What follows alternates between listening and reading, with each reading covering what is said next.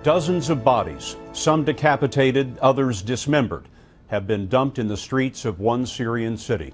The violence in the Syrian revolution is hitting new heights as the Obama administration increases the pressure tonight on the dictatorship of Bashar al-Assad. Today, they buried the dead in the city of Homs. As many as 60 civilians were apparently kidnapped and murdered in the last 2 days. In Geneva, Secretary of State Hillary Clinton met with Syrian exiles and called them courageous in their commitment to freedom and democracy. The uprising began last March, a revolt against the 40-year dictatorship of Bashar al-Assad and his father before him. Assad has tried to conceal his crackdown by banning independent reporting, but CBS News correspondent Clarissa Ward was able to slip into Syria. Tonight, she speaks to a growing army of rebels fighting for their freedom.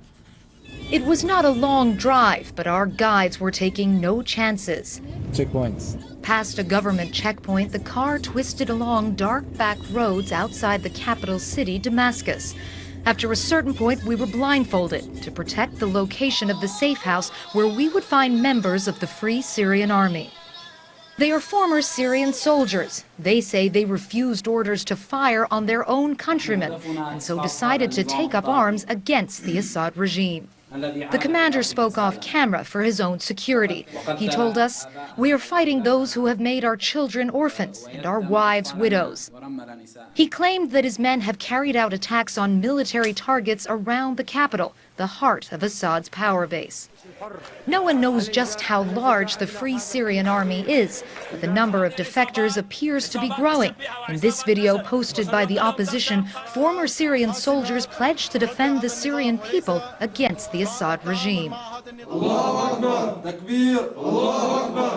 Are you not scared that by turning this into an armed conflict, civilians may be hurt? We did not choose to go to war, the commander said. It was imposed upon us to protect our people and our honor. This is who the opposition fears most, not the Syrian army, but supporters of President Assad known as the Shabiha. The name means thugs, but it is a play on the word for ghosts. A fitting description because the Shabiha do not wear uniforms. They infiltrate protests, and they are known for their cruelty. We were taken to the funeral of a 16-year-old boy who the opposition says was killed by Assad's forces. A man showed us a sign. "The Free Syrian Army represents and protects me," it read. In a smoky apartment, we found young activists debating late into the night about the role of the Free Syrian Army. I guess that's some kind of necessary right now, to protect those innocent people, because they're protecting people mainly. Back at the safe house, when asked what they were fighting for, one soldier pulled out a photograph of his son. He told us he's willing to sacrifice himself so that the next generation of Syrians can be free.